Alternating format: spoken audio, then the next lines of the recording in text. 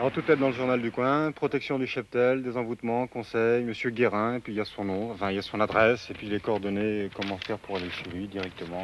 En toutes lettres dans le journal, ce sont des gens qui ont pignon sur rue, tranquille. C'est déjà de la sorcellerie, ça. Oui, c'est de la sorcellerie. Et c'est quotidien par ici? C'est fréquent? Quotidien, peut-être pas, mais je veux dire, les gens sont très habitués à voir ce genre de choses dans les journaux, à en entendre parler et à l'aborder dans les conversations.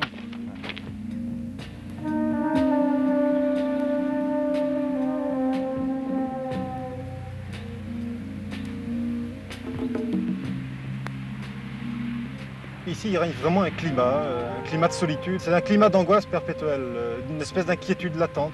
Je veux dire, quand vous avez déjà passé 15 jours tout seul, vous arrivez des fois, je ne veux pas dire à devenir fou, mais vous avez des engrenages qui s'usent et puis vous avez des réactions complètement différentes. Parce que c'est vrai qu'il se passe des choses extraordinaires. C'est ainsi que nous sommes entrés dans ce pays, quelque part au fond de la Normandie. À la surface des choses et de la terre, il y a ces paysages de bocage, paisibles et verts.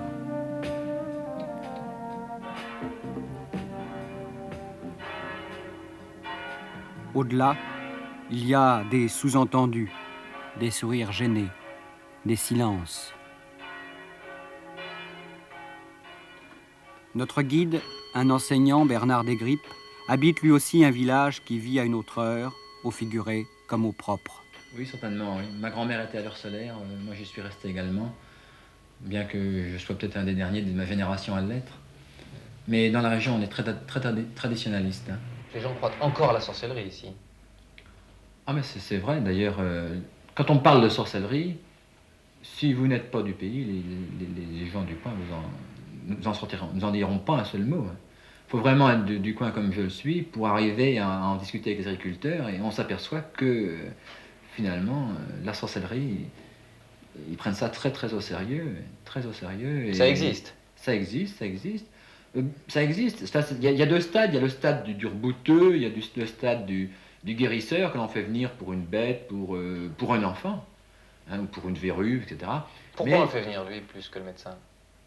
Ah, parce que le médecin n'est pas censé être capable de guérir une verrue rapidement, n'est pas censé... Ah, c'est vrai, mais pourquoi on fait venir le guérisseur plus vite que le médecin? Oui, mais c'est très vrai, surtout en campagne. Hein. En campagne, il n'y a pas de problème. Les guérisseurs est très vite demandé pour une cheville foulée, pour n'importe quoi. Et puis alors les autres sorciers? Alors, les autres sorciers, la sorcellerie, on en parle avec beaucoup de respect. Moi, personnellement, j'en rigole pas. On en parle avec beaucoup de respect parce qu'on la craint? Parce qu'on la craint, il y a une crainte de la sorcellerie, certainement. Il y a une crainte du sorcier, il y a des personnages, même dans le canton, il y a des personnages dans le canton qui sont craints. Vous la craignez, vous, la sorcellerie?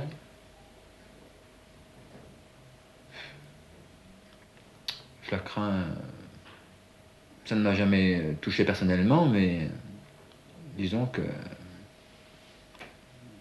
je ne rigole pas, il n'y a pas de doute.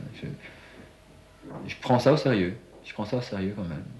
Il y a suffisamment de faits qui doivent nous inciter à être sceptiques, très sceptiques.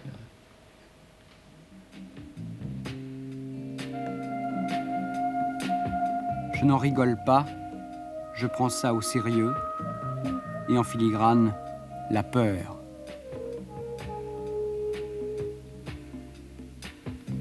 La peur du sorcier ou de la sorcière et parfois tout simplement la peur du voisin.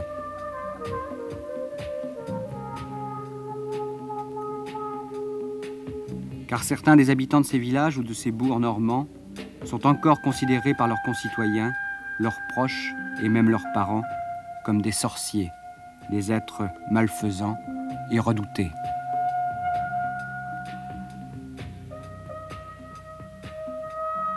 L'histoire de Madame Thierry en est la preuve.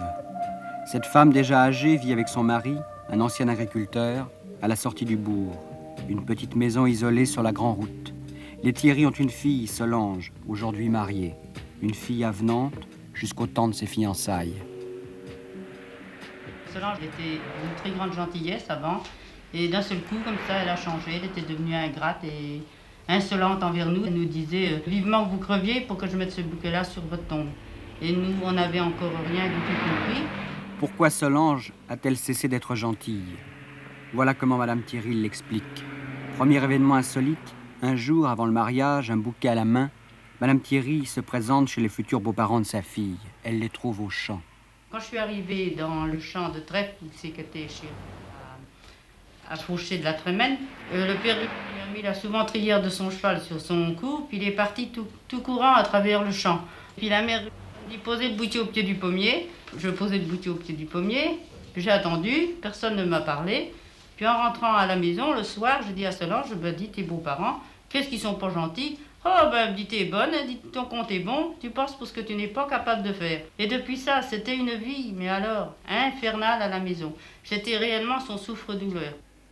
Quelques semaines plus tard, c'est le mariage. Pour la deuxième fois, Madame Thierry va constater le comportement étrange de son entourage et des invités de la noce. Nous avions préparé tout ce qu'il fallait pour la partie de la mariée, et puis on dit aux gens d'entrer.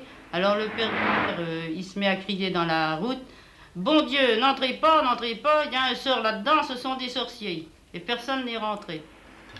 L'explication, Madame Thierry ne l'obtiendra que bien plus tard. Un jour, bien avant le mariage, les beaux-parents de sa fille, qui avaient des ennuis, sont allés voir un homme bizarre, un guérisseur, un leveur de sorts, un sorcier, diront d'autres. En tout cas, voilà ce que le bonhomme leur a dit.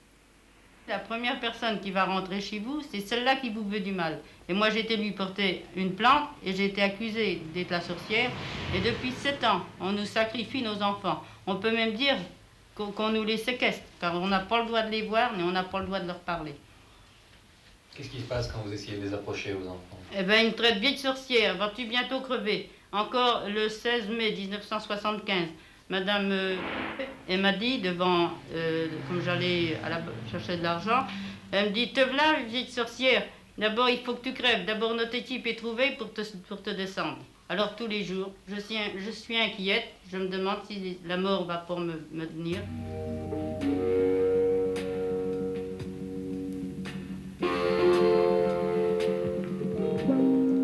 Alors suffit-il d'une prédiction aussi vague et naïve? La première personne qui entrera chez vous sera la sorcière, pour faire d'une femme comme les autres une réprouvée. Il le semble en tout cas dans cette histoire.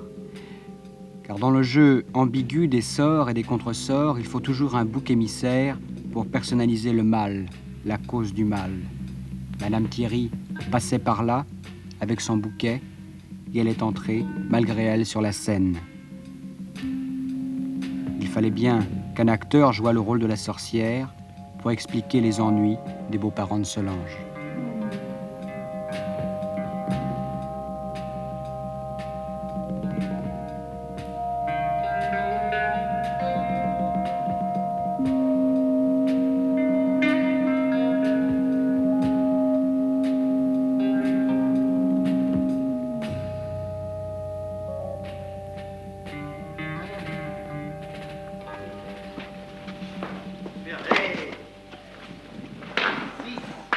J'ai vu l'autre jour dans le journal de la région qu'il y avait quelqu'un qui faisait de la publicité pour protéger le bétail quand il était malade et qui pratiquait aussi le désenvoûtement. Vous êtes au courant de ça?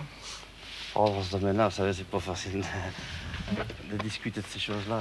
Mais ça existe ou pas? On peut dire que ça existe ou ça n'existe pas? Ça existe, enfin, je pense que ça existe, quoi. Ouais. Mais d'être bien précis là-dessus, hein, vous parlez avec beaucoup de gens, là, c'est... Bien sûr. 44, Jacques? Enfin, dans la région, il y a quand même des gens qui en parlent, hein? Oui, un peu, plus ou moins, ça... Bon, tu sors ça, non? Oui, je sors ça. Ça vous ennuie d'en parler, non? Oh, c'est-à-dire que, vous savez, de par mon métier, quoi, je n'aime pas trop parler de ces choses-là, parce que j'ai toujours des clients qui sont plus ou moins mélangés, quoi. Hein? Et qui peuvent être concernés quelquefois, non? Concernés, c'est difficile à dire. Il y en a qui ne sont pas concernés et qui ne le sont pas. Hein? Oui, bien sûr. Oui. Hey! Allez! Ceux qui y croient et ceux qui n'y croient pas, ceux qui en parlent et ceux qui refusent d'en parler. Mais rien n'est tout à fait simple et vrai. Écoutez Monsieur Thierry, il ne croit pas à la sorcellerie, bien sûr, mais s'il parle de sel et d'eau bénite... Moi, j'y crois pas, mais d'autres, oui, quoi. Et je vous dis, tel que je vous explique, très facile à faire. Pour mon compte, c'est très facile. Parce que... Il y a quand même une chose qui me frappe, monsieur Thierry. Vous ne croyez pas à la sorcellerie, d'accord? Vous avez sûrement appris à vos enfants de ne pas y croire. Ben oui. Et pourtant, ils y croient. Ben oui. Parce que l'autre les a entraînés. Comprenez-vous? C'est une escroquerie. Dans l'ancien temps, ça existait un peu. Parce que les gens, comprenez-vous, ne sortaient pas beaucoup. Alors là, ils croyaient un peu là-dedans. Mais alors, pour qu'on ait, eh bien, c'est inadmissible. Nos enfants directement n'y croient pas. Mais c'est la famille qui les a entraînés chez eux et qui les a conseillés. Vous me dites qu'elle n'y croit pas, votre fille, c'est pourtant elle qui vous traite de Oui, sorcière. mais voyez-vous, je crois qu'elle l'a fait par la crainte. Parce que quand elle a été pour se marier, elle nous avait bien dit, je n'aime pas mon père, mais si je ne le prends pas en mariage, mes jours sont comptés. Donc, je crois qu'elle a agi par la peur et la crainte. Vous croyez que ça peut exister, des choses comme ça? Vous croyez qu'on peut menacer les gens pour leur faire faire Oui. ce que font vos enfants? Oui, on peut, on en a vu la preuve. Vous avez l'exemple de Helou, vous avez l'exemple de Couterne, vous avez eu l'exemple de Madame Hubert de Saint-Frimbault qui s'est noyée après qu'elle a eu déclaré le secret. Vous avez eu le petit jeune homme qui est auprès de les bois, un petit commis de ferme à qui l'ont bourré de sel et dont il est mort. Mais Madame Thierry, tout ce que vous me racontez là, ce sont des histoires de sorcellerie? Ce sont des histoires de sorcellerie qui ont malheureusement existé. Parce que le sel et l'urbanite, vous savez, il n'y a pas plus de contraste que ça. Parce que si le bourre de sel et de l'urbanite, il arrive un temps que les os se dilatent. Et ça, c'est vérité. Parce que vous pouvez mettre du sel dans un bocal au bout d'un certain temps. Ça ruche le... Ah, ça c'est... Qu'est-ce qui se passe? Je comprends pas bien là. Si vous mettez du sel et de l'eau bénite dans un bocal et vous mettez... Ben, il arrive un temps que l'eau, est trop salée, et ronge le bocal. Ça arrive, c'est un achat en terre. Si vous voulez, vous mettez de l'eau bénite, une bonne poignée de sel, suffisamment, puis un peu plus de sel que de l'eau bénite. Il arrive que, à un certain temps, comme ça ne coule pas, comprenez-vous, c'est resté à couper, ça ronge. Mais pourquoi de l'eau bénite? Ah, l'eau bénite est forte. L'eau bénite est forte. Ah, mais dire. Parce que moi, je crois qu'on mélange le sel avec l'eau bénite.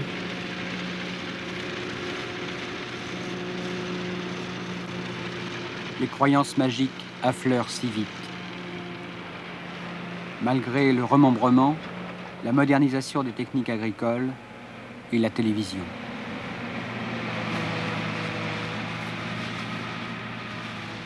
Les gens de la région vivent toujours dans un climat de pratiques plus ou moins occultes. Certains en sont victimes, quelques-uns en vivent, d'autres s'en accommodent. Eh ben, c'est-à-dire en ce moment, c'est plus calme, mais c'est sûr qu'il y a 1 an ou 2 ou 3 ans, il y avait pas mal d'histoires. Quel genre d'histoire? Oh, des genres d'histoires un petit peu de toutes sortes. Il y avait une certaine dame qu'on appelait la dame du Mans, et qui venait, on savait qu'elle venait dans certaines maisons. Mais pour des trucs, il y avait des gens qui se croyaient ensorcelés. Enfin, c'est-à-dire, tout premièrement, on parlait du barattage des vaches, quoi. Les vaches... Qu'est-ce que c'est que le barattage des vaches? Moi, pour mon compte, chez nous, je ne me suis pas cru barater, mais on disait que certains cultivateurs, le soir ou le matin, la vache avait plus de lait. Pas impossible d'avoir de lait. Alors, ils prétendaient qu'ils étaient ensorcelés. Alors, ils faisaient venir certaines personnes, soit une dame du Mans ou certains autres, mais que je n'ai pas tellement eu connaissance, quoi. Et qui conjuraient le sort, quoi.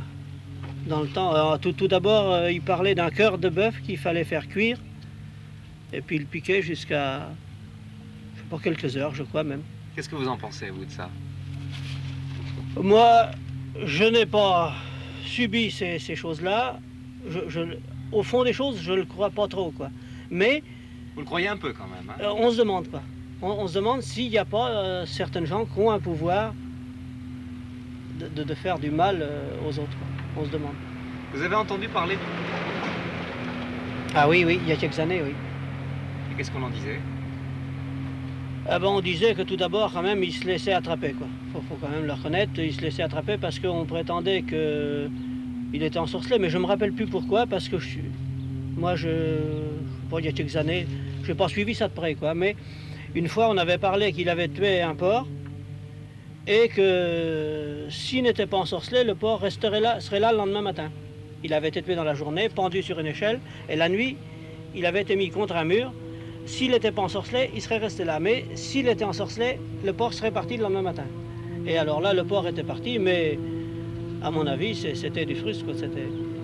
Il s'est laissé attraper, là, quoi. Mais pourquoi croyez-vous à toutes ces histoires? Qu'est-ce qui vous permet de penser qu'il y a quand même des choses bizarres? On est quand même au XXe siècle. Moi, je veux dire, la sorcellerie, ça peut paraître un peu curieux, non? Oui, mais il y a des choses qu'on est obligé de croire parce que les dartres, il y a des animaux qui ont des dartres. Et il y a une certaine personne qui, même à distance et sans voir les animaux, fait passer les dartres. Alors on se demande si ce serait pas pareil pour certaines choses, quoi. Hein, je suis obligé de vous quitter, hein.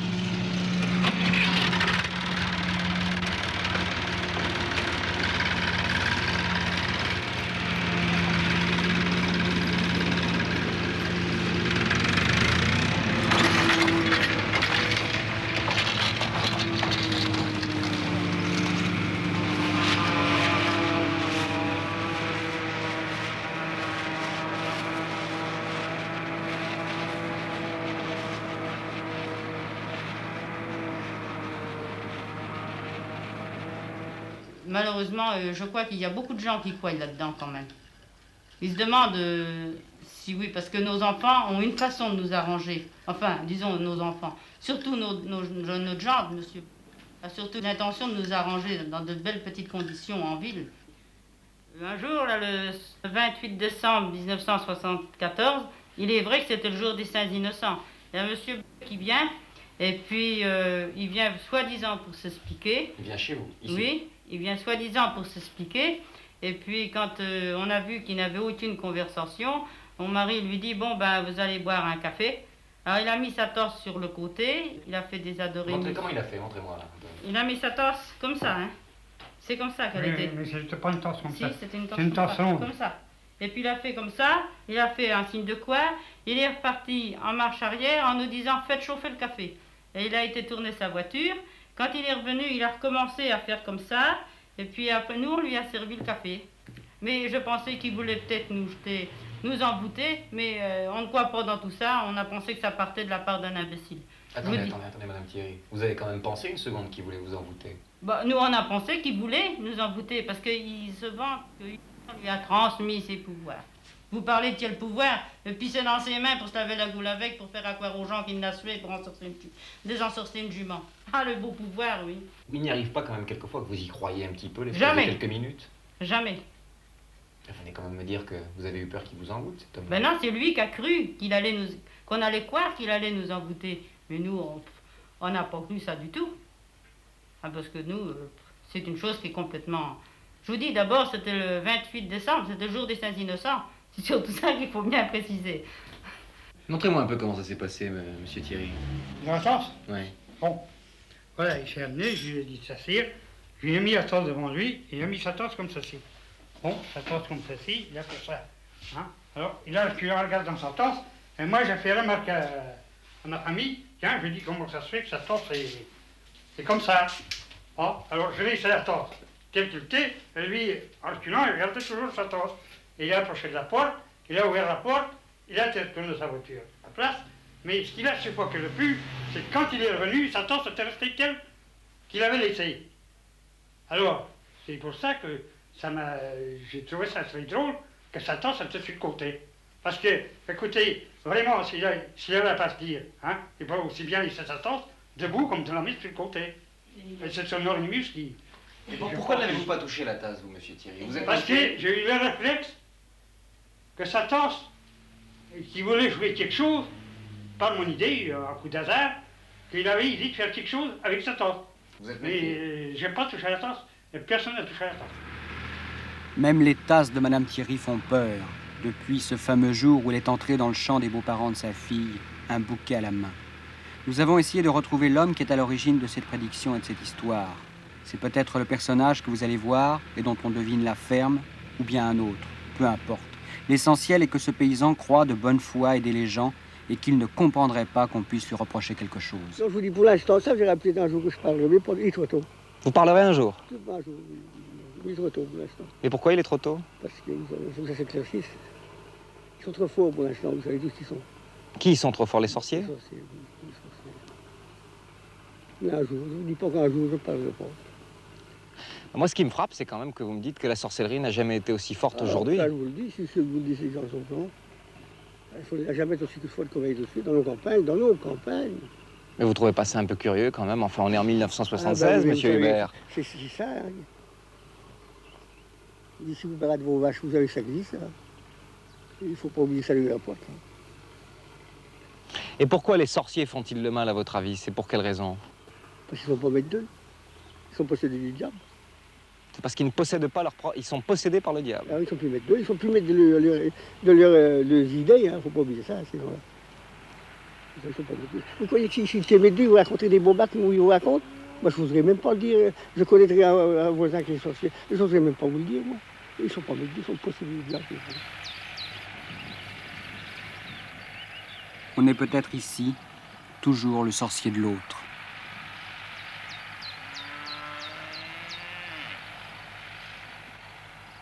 Et Madame Thierry sourit à son tour. Le jour où c'est que MH, il avait été demandé pour soigner une coche à Torchamp.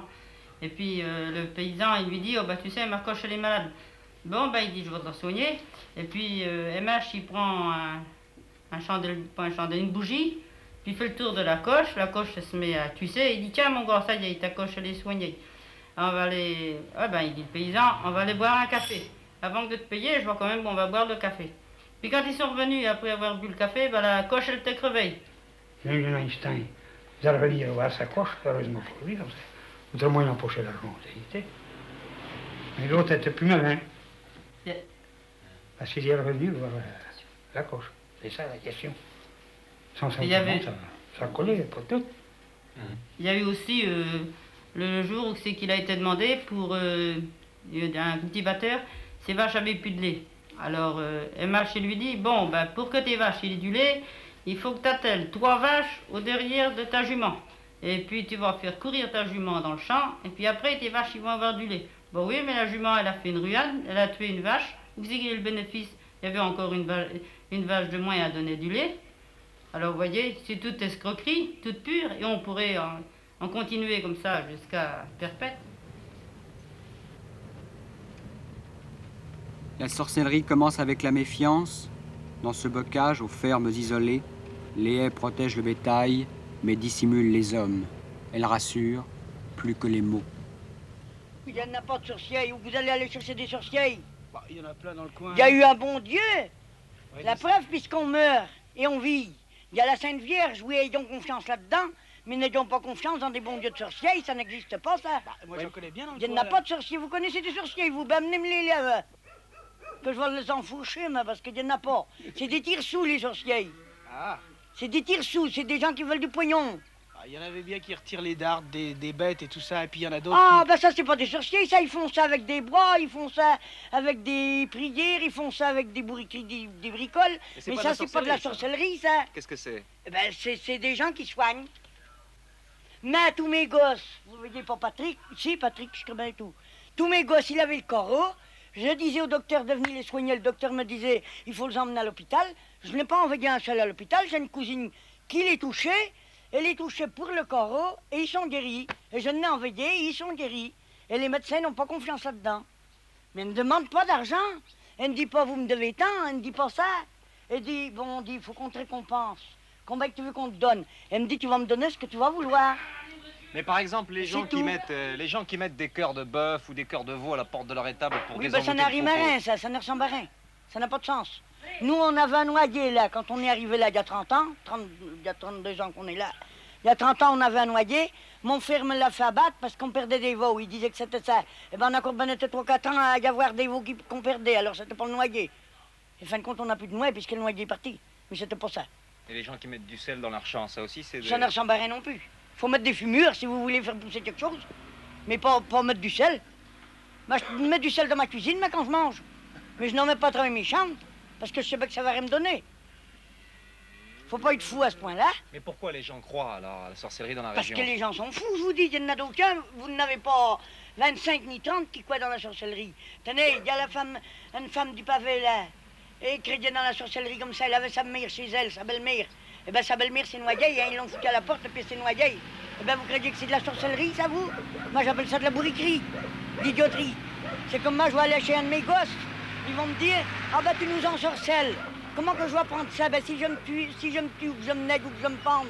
Vous croyez que c'est de la sorcellerie, ça? Hein, c'est de la mauvaiseté, c'est pas de la sorcellerie, c'est de la mauvaiseté. Les gens sont mauvais, et c'est tout. Les gens le font mauvais, et c'est tout. C'est des gens qui vous en veulent, des gens qui sont mauvais les uns contre les autres. Et plus qu'on va, pire c'est, plus que les gens sont mauvais. Moi, je serais bien mauvaise, pourquoi que je ne vais pas dire que mon voisin m'ensorcelle? Pour quel motif? Je vais perdre une vache, je vais dire que c'est de la faute à mon voisin? Mais si je la laisse crever dans l'étable, mais que je la soigne pas, ma vache, elle est bien forcée de crever. Si je ne cherche pas à les gagner 2 sous chez quelqu'un pour soigner mes gamins et que je les laisse mourir de faim, le voisin n'est pas cause. C'est pas lui qui va me donner une beurreille. Bah oui, mais il y a bien Si je des gens- travaille pas. il y a bien des gens qui ont peur là quand même de tous ces gens mauvais. Et puis, Qu'est-ce que vous voulez faire? Il n'y a qu'à pas aller chez eux. Il n'y a qu'à les laisser chez eux et puis ne pas y aller. Moi, je n'y vais pas. Quand je sens que c'est des gens qu'on le font mauvais, ben, je n'y vais pas, puis c'est tout. Moi, je suis bien avec tous les gens du coin, là. Bon, ben, je parle aux gens du coin, mais quand je sens que c'est une personne qui m'en veut ou qu'il y a quelque chose, ben, j'y parle pas, puis c'est tout. Pas d'histoire. Peut-être qu'ils ont peut-être certains pouvoirs, bon, mais de là à soigner comme fait MH pour semer la guerre dans les familles, alors là, je suis pas d'accord. Qu'ils soient guérisseurs, j'en ai rien à fiche, mais qu'ils disent la première personne qui va rentrer chez vous, c'est celle-là qui vous veut du mal, alors là, non, parce que c'est eux qui font le mal, et ils font mettre tout le monde mal ensemble. Alors là, ça, c'est une chose qui mérite d'être condamnée. Même vos petits-enfants, vous pouvez pas les approcher. Non, mes petits-enfants, Ah non, quand ils ils sont- voient, ils me traitent. Vas-tu crever, vieille sorcière? D'abord, Non, ils c'était sont vraiment- reconnu en ville, et partout ils se sauvent comme des vrais sauvages. Vous les voyez dans la rue d'enfants, vos Oui, petits-enfants? je les vois assez souvent, encore avant-hier. Ils m'ont fait des grimaces et ils m'ont encore insulté. Ce n'est qu'une affaire de sorcellerie conseillée par d'autres. Vous avez dit que c'est une affaire de sorcellerie. C'en Oui. est une alors. Oui, c'est Oh, bien oui. et bien une affaire de sorcellerie. Mais je sais d'où que ça part. Et croyez-moi que ceux qui m'ont fait Allez, porter un peu de pleurer de morale, folle, je les d'accord. remercie beaucoup. Et je les reverrai. Et ailleurs, peut-être plutôt qu'ils ne le croient.